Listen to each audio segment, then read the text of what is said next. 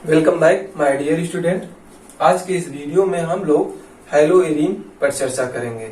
पिछले वीडियो में आप लोगों ने हैलोफॉर्म तथा उसके कुछ कंपाउंडों के बारे में जाना।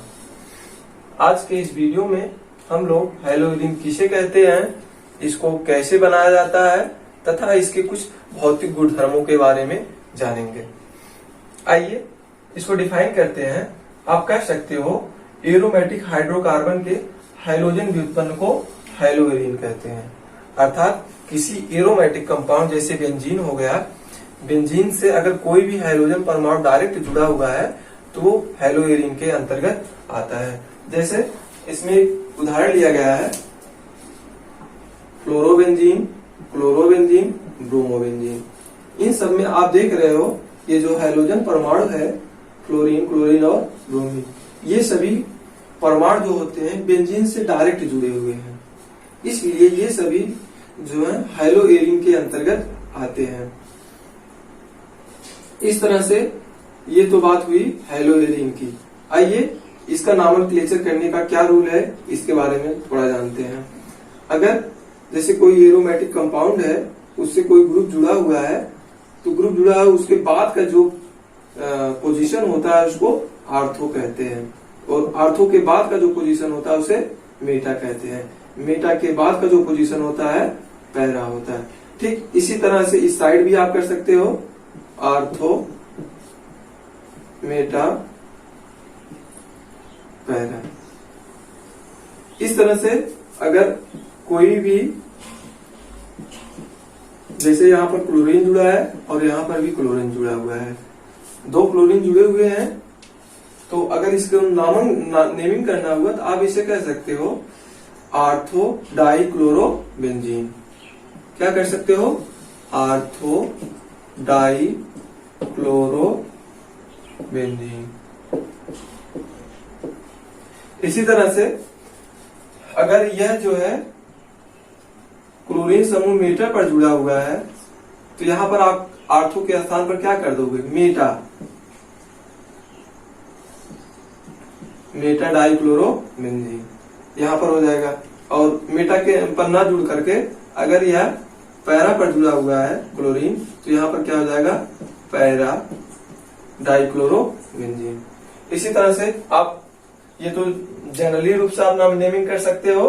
अगर हम इसको इस तरह से भी कर सकते हैं 1 2 3 4, आप कर सकते हो 1 2, यहाँ पर कर सकते हो 1 2 डाई क्लोरो बेंजीन।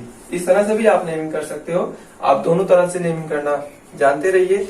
इसी तरह से और भी इसके कंपाउंड हैं, हम इसके नेमिंग में बहुत डिटेल में नहीं जाएंगे क्योंकि नेमिंग एक बहुत लंबा प्रोसेस होता है, उसको आप शुरू से समझना पड़ता है हमें, तब जाकर के हम नेमिंग को अच्छे से समझ पाते हैं। इसके बाद हम चलते हैं इसके प्रिपरेशन पर। प्रिपरेशन को आप लैब में कैसे बनाओगे, किन किन मेथड से, इसके बारे में थोड़ा सा अध्ययन करते हैं। आइए बेटा अब इसके प्रिपरेशन की बात करते हैं। प्रिपरेशन में सबसे पहला जो आपका आता है हैलोजिनेशन, अर्थात हैलोजनीकरण। हैलोजनीकरण में क्या होता है?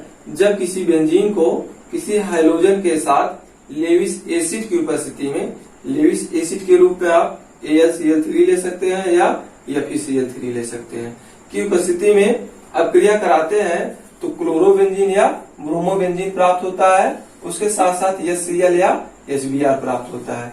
अब वो डिपेंड करता है कि हम क्या ले रहे हैं। बेंजीन को अगर क्लोरीन के साथ क्रिया कराते हैं तो क्लोरोबेंजीन प्राप्त होता है, और ब्रोमीन के साथ क्रिया कराते हैं तो ब्रोमोबेंजीन प्राप्त होता है। यहाँ पर बेटा हम थोड़ी सी चर्चा लेविस एसिड के बारे में करेंगे। लेविस एसिड क्या होता है इसके बारे में थोड़ा जानेंगे। लेविस एसिड वे यौगिक होते हैं जिनमें लोन पेयर इलेक्ट्रॉन की कमी हो, अर्थात अगर उस यौगिक में का अष्टक पूरा नहीं है, उनका जो सेंट्रल मेटल एटम है, जैसे यहाँ पर आप देख रहे हैं सेंट्रल मेटल एटम क्या है आपका? एल्युमिनियम है, AlCl3। तो यहाँ पर आप जानते होंगे कि एल्युमिनियम के बारीकोष में कितना इलेक्ट्रॉन होता है? 3 इलेक्ट्रॉन होता है, और 3 क्लोरीन के साथ सहसंयोजी बंध बना करके टोटल इसमें इलेक्ट्रॉनों की संख्या कितनी हो जाएगी? 6 हो जाएगी। तो यहाँ पर अभी आप देख रहे हैं 2 इलेक्ट्रॉन की कमी है, अर्थात इसका अष्टक पूरा नहीं है। इस प्रकार के जितने भी यौगिक होते हैं वे लेविस एसिड के अंतर्गत आते हैं। मोस्टली जो आवर्त सारणी का 13वां वर्ग होता है वह जो है लेविस एसिड का निर्माण करता है। ये तो बात रही लेविस एसिड की। अब इसी क्रम में हम देखते हैं अगला जो है, अगर बेंजीन को आयोडीन के साथ अक्रिया कराते हैं, आयोडीन के साथ अक्रिया कराएंगे तो यहाँ पर आप देख रहे हो किसी ऑक्सीडाइजिंग एजेंट का प्रयोग किया गया। ऑक्सीडाइजिंग एजेंट के रूप में HNO3 और HiO3 का प्रयोग किया गया है। क्यों यहाँ पर ऑक्सीडाइजिंग एजेंट की जरूरत पड़ी, इसको भी समझते हैं। अच्छा, ये दोनों ये जब अक्रिया कराता है तो आयोडोबेंजीन का निर्माण करता है। अगर हम ऑक्सीडाइजिंग एजेंट का प्रयोग ना करें तो ये पुनः आपस में अक्रिया करके पुनः आपका प्रीवियस प्रोडक्ट बनेगा, मतलब जो बना था वही फिर बन जाएगा, जिसके द्वारा अर्थात ये अक्रिया जो होती है उत्क्रमणीय हो जाती है। इसीलिए उत्क्रमणीय ना हो तो उसके उत्क्रमणीय अक्रिया को रोकने के लिए हम यहाँ पर ऑक्सीडाइजिंग एजेंट के रूप में नाइट्रिक एसिड अथवा आयोडिक एसिड का प्रयोग करते हैं। क्यों? क्योंकि बेटा यहाँ पर हाइड्रोजन आयोडाइड जो होता है, हाइड्रोजन आयोडाइड में इन दोनों का बंध लेंथ बहुत ज्यादा होता है और बंध लेंथ ज्यादा होने के कारण ये मतलब टूट जाते हैं और टूट कर पुनः अपना जो है प्रीवियस प्रोडक्ट बना लेते हैं, अर्थात अक्रिया जो होती है उत्क्रमणीय हो जाती है। इसी क्रम में अगला आपका आता है सैंड मेयर अक्रिया। बेटा यह अक्रिया बहुत ही इंपॉर्टेंट होता है, क्योंकि जितने भी नेमिंग अक्रियाएं होते हैं वे बहुत ही इंपॉर्टेंट होते हैं। इस अक्रिया में हम क्या करते हैं, बेंजीन डाइएजोनियम क्लोराइड को लेते हैं। बेंजीन डाइएजोनियम क्लोराइड क्या होता है, इसको भी समझ लेते हैं। जब बेंजीन से 2 नाइट्रोजन और 1 क्लोरीन जुड़े हो तो वो जो है बेंजीन डाइएजोनियम क्लोराइड कहलाते हैं। इसको क्यूप्रस क्लोराइड और HCl के साथ जब अक्रिया कराते हैं तो क्लोरोबेंजीन प्राप्त होता है, उसके साथ साथ नाइट्रोजन गैस प्राप्त होता है। अगर हमें क्लोरोबेंजीन प्राप्त करना है तो क्यूप्रस क्लोराइड लेंगे, और अगर हमें ब्रोमोबेंजीन प्राप्त करना है तो क्यूप्रस ब्रोमाइड और HBr का प्रयोग करते हैं। ये तो बात रही सैंड मेयर रिएक्शन। अगला हम देखते हैं तीसरा अक्रिया, ये भी बहुत ही इंपॉर्टेंट है बेटा, जिसका नाम है गटरमैन रिएक्शन। गटरमैन रिएक्शन में क्या होता है कि बेंजीन डाइएजोनियम क्लोराइड लेते हैं और बेंजीन डाइएजोनियम क्लोराइड को यहाँ को कॉपर चूड़ के साथ अक्रिया कराते हैं। क्यूप्रस क्लोराइड यहाँ पर पहले में क्यूप्रस क्लोराइड लिए थे तो सैंड मेयर अक्रिया हो गया था। अगर क्यूप्रस क्लोराइड ना लेकर के केवल कॉपर का चूड़ लेते हैं, कॉपर के चूड़ को HCl के साथ अक्रिया कराते हैं तो ये क्लोरोबेंजीन प्राप्त होता है। क्लोरोबेंजीन प्राप्त होता है। इस प्रकार की जो अक्रिया होती है वो किसके अंतर्गत का आती है, गटरमैन रिएक्शन के अंतर्गत आती है। अगर आपसे पूछा जाए गटरमैन रिएक्शन क्या होता है तो आप बेटा ध्यान देंगे कि बेंजीन डाइएजोनियम क्लोराइड को जब कॉपर चूड़ के साथ HCl की उपस्थिति में अक्रिया कराते हैं तो इस प्रकार जो क्लोरोबेंजीन प्राप्त होता है वो गटरमैन रिएक्शन कहलाता है। इसी के बाद आपका अगला नेमिंग रिएक्शन आता है बाल्ड-सीमन रिएक्शन। बाल्ड-सीमन रिएक्शन में मुख्यतः क्लोरोबेंजीन का निर्माण होता है। इस अक्रिया में क्या है कि बेंजीन डाइएजोनियम क्लोराइड को क्लोरोब्रोमिक एसिड के साथ अक्रिया कराते हैं तो एक अनस्टेबल कंपाउंड प्राप्त होता है जिसका नाम है डाइएजोब्रोमोक्लोराइड। या इसको जैसे ही गर्म करते हैं उसके तुरंत बाद हमें फ्लोरोबेंजीन प्राप्त हो जाता है। यह जो अक्रिया होता है बेटा स्पेशली फ्लोरोबेंजीन को बनाने के लिए किया जाता है। इसके बाद आपका अगली जो रासायनिक अक्रिया आती है वो है राशिंग प्रोसेस। राशिंग प्रोसेस यह एक इंडस्ट्रियल मेथड है। जब कंपाउंड को हमें लार्ज स्केल में बनाना हो तब हम इस प्रक्रिया का प्रयोग करते हैं। इसमें क्या होता है, बेंजीन को HCl तथा जो है ऑक्सीजन के साथ क्रिया कराते हैं CuCl2 की उपस्थिति में। क्यूप्रिक क्लोराइड की उपस्थिति में उच्च ताप पर जब क्रिया कराते हैं तो क्लोरोबेंजीन का निर्माण होता है। यहाँ पर क्यूप्रिक क्लोराइड का प्रयोग करते हैं, क्यूप्रस क्लोराइड नहीं।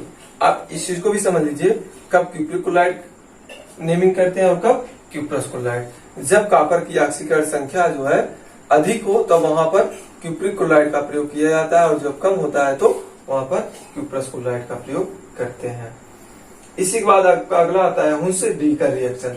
हुंस-डीकर रिएक्शन में हम क्या, इसके पहले आप लोगों ने जो पढ़ा था उसमें हुंस-डीकर की का जिक्र किया था, लेकिन उसमें हम एल्किल हैलाइड का निर्माण किए थे। यहाँ पर क्या करेंगे, एरिल हैलाइड का निर्माण करेंगे। तो यहाँ पर हम एरोमेटिक कंपाउंड को कार्बोक्सिलिक अम्ल के सिल्वर साल्ट के को जो है ब्रोमीन के साथ अक्रिया कराते हैं CCl4 की उपस्थिति में, तो ब्रोमोबेंजीन प्राप्त होता है। इस तरह की जो अक्रिया होती है उसे हुंस डीकर अक्रिया कहते हैं। इसके बाद आपका अगला आता है फिजिकल प्रॉपर्टी। फिजिकल प्रॉपर्टी में हम पहला पॉइंट देखते हैं इसके फिजिकल स्टेट की। तो अगर हम बात करें फिजिकल स्टेट की, तो इसके जितने भी कंपाउंड होते हैं वो सामान्य ताप और दाब पर द्रव अवस्था में पाए जाते हैं। इसके बाद दूसरा आता है सॉल्बिलिटी। सॉल्बिलिटी में इसके कंपाउंड जो होते हैं वो जल में अविलेय होते हैं, क्योंकि इनमें हाइड्रोजन बंध नहीं पाया जाता है। जबकि कार्बनिक विलायकों में ये विलेय होते हैं, जैसे क्लोरोफॉर्म हो गया, ईथर हो गया, बेंजीन हो गया, इन सब में ये जो होते हैं इनके कंपाउंड जो होते हैं वो विलेय होते हैं। इसके बाद इसी क्रम में आपका अगला आता है डेंसिटी। अगर हम बात करें इसके घनत्व की, तो जैसे जैसे मॉलिक्यूलर वेट बढ़ता जाता है, अर्थात इनकी मॉलिक्यूलर वेट जैसे जैसे इंक्रीज करता है वैसे वैसे इनकी डेंसिटी भी बढ़ती चली जाती है। और डेंसिटी बढ़ेगा तो उसका जो है मेल्टिंग पॉइंट और बॉइलिंग पॉइंट भी इंक्रीज करता है, अर्थात इसके मॉलिक्यूलर वेट पर मेल्टिंग पॉइंट और बॉइलिंग पॉइंट भी डिपेंड करता है। जैसे अगर हम बात करें यहाँ पर एक C6H5F fluorobenzene, C6H5Cl chlorobenzene, C6H5Br bromobenzene और C6H5I आयोडोबेंजीन। आपसे पूछ लिया जाए इनमें किसका मेल्टिंग पॉइंट और बॉइलिंग पॉइंट उच्च होगा, तो आप जैसे जैसे देख रहे हैं मॉलिक्यूलर वेट बढ़ रहा है, फ्लोरीन, क्लोरीन, ब्रोमीन और आयोडीन, तो यहाँ पर आप कह सकते हैं कि आयोडोबेंजीन का जो है मेल्टिंग पॉइंट और बॉइलिंग पॉइंट उच्च होगा, क्योंकि इनका मॉलिक्यूलर वेट सबसे ज्यादा है। इसी तरह से इसका घनत्व भी सबसे ज्यादा होगा। इस तरह से बेटा आपका ये फिजिकल स्टेट जो है समाप्त होता है। अगला जो वीडियो होगा आपका लास्ट लेक्चर होगा, उसमें हम इसके केमिकल प्रॉपर्टी की बात करेंगे और उसके नेचर।